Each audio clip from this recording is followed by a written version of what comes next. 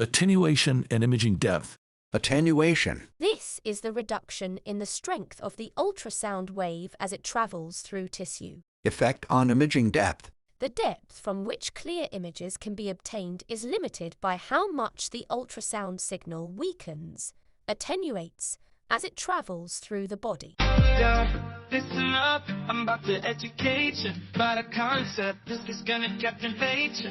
It's called acoustic impedance, hold tight. I'm about to break it down, make it sound just right. It's the measure of how a material resists sound waves moving through. Can you assist? Acoustic impedance, it's the scientific mission. Gotta calculate, gotta make the right decision. From the speakers to the mic, we gotta get it right.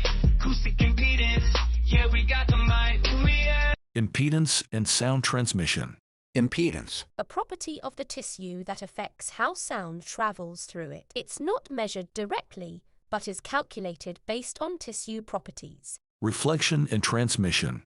When an ultrasound wave hits the boundary between tissues with different impedances, part of the wave is reflected back, and part continues to travel forward. Incident, reflected, and transmitted intensity.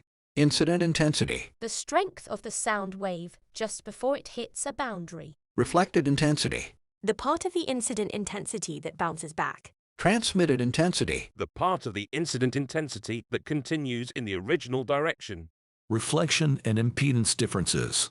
Dependency. The amount of reflection depends on the difference in impedance between the two media. Greater differences result in more reflection. Intensity reflection coefficient, IRC. This measures how much of the sound wave is reflected. A higher IRC means more sound is reflected.